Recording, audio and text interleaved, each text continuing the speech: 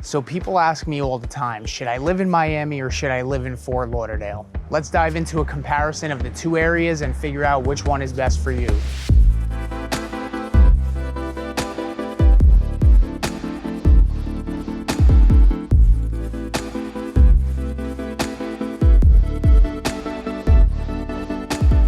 Welcome to the Living Fort Lauderdale channel, where we make videos to show you what it's like to move to or live in the Fort Lauderdale area.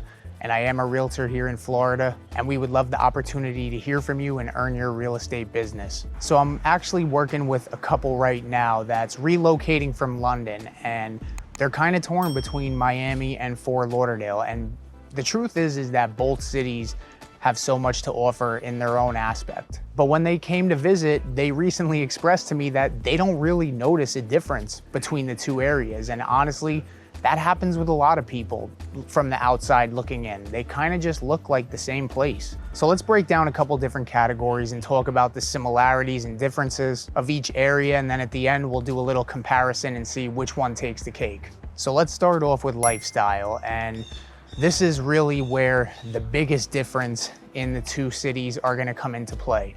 When you think of Miami, think of the New York City of the South. Faster paced, more hustle and bustle. It's a big city. And then Fort Lauderdale, on the other hand, while it's still a big city, it's much more laid back, kind of with a suburban feel. And it kind of has that big city, small town feel, if that makes any sense to you. It's kind of hard to describe, but I often notice that I see a lot of the same people, a lot of the same cars driving around, you know, whether it's the pink metallic Tesla with the little baby Tesla sitting on top of it.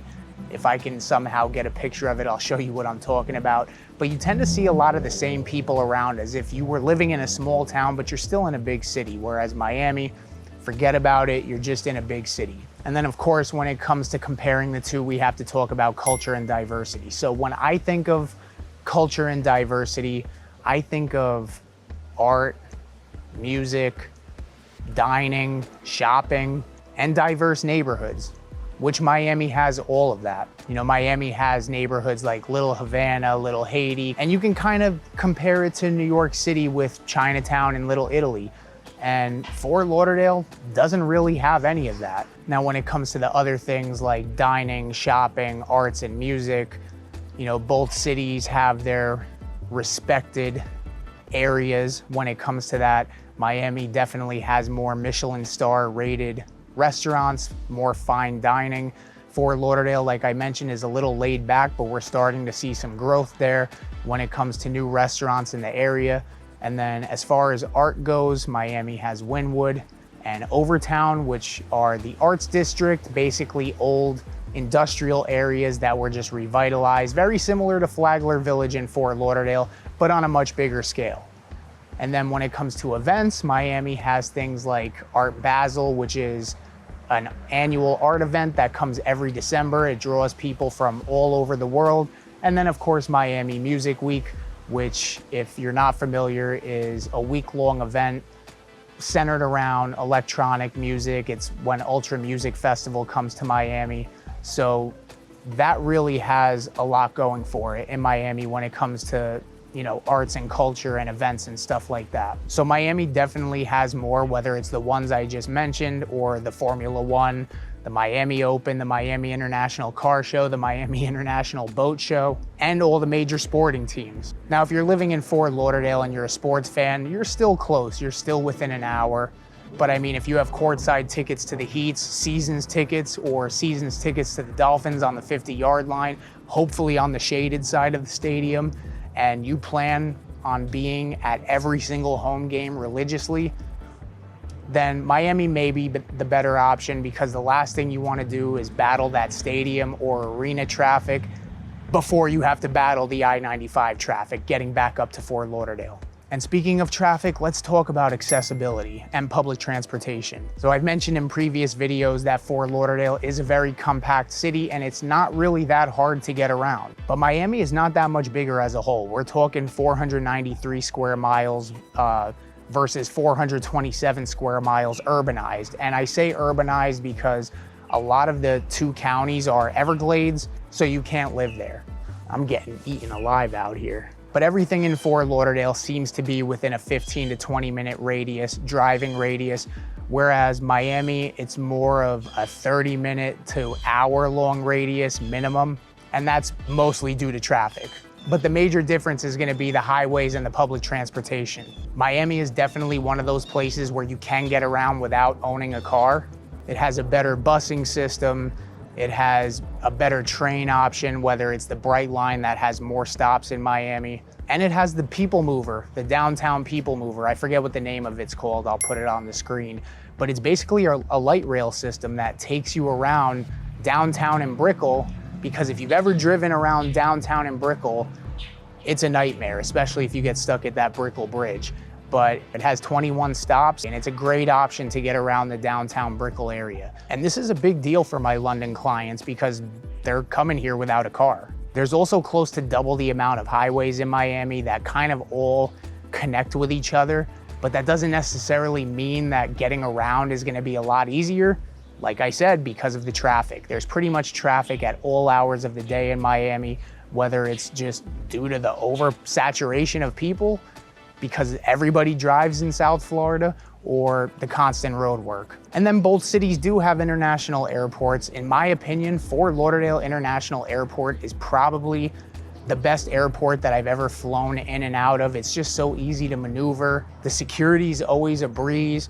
And then Miami is gonna be much better when it comes to international travel. And from what I've noticed, the flights are much cheaper out of Miami. But that's probably because it's a pain to get to. That airport just seems like it's far away no matter where you're coming from. Unless you live right next to it, of course. All right, so let's get into some comparisons and let's start keeping score now. So the first thing I wanna talk about is the proximity. So as you can see, Fort Lauderdale is just north of Miami. And Miami is pretty much as far south in Florida as you can go. So when it comes to, commuting out of Miami, you can really only go north unless you're going down to the Keys or like Homestead, for example. But you can really only commute north, and you're gonna have to drive through Fort Lauderdale to get there. And so Fort Lauderdale is actually right in the middle of Miami and West Palm Beach. And this is actually the reason that I chose to live in Fort Lauderdale, because Miami was on my radar at the very beginning. But I chose Fort Lauderdale because it was a happy medium between both cities. It was a little less hectic than Miami, and just the general location is just perfect, being that you can get north or south pretty easily in an equal amount of time, or you're a straight shot west if you want to go to Naples. Whereas, like I said, in Miami, you have to drive north anyway. So as far as proximity and location goes, we're definitely giving this one to Fort Lauderdale. All right, so let's talk about culture and diversity. I got this airplane flying over my head while I'm trying to talk to you. Let's talk about culture and diversity. So I kind of already broke this one down. Miami is a very diverse, culturally diverse place with art, major events, top dining destinations, top shopping destinations, whereas Fort Lauderdale is just a little bit more laid back.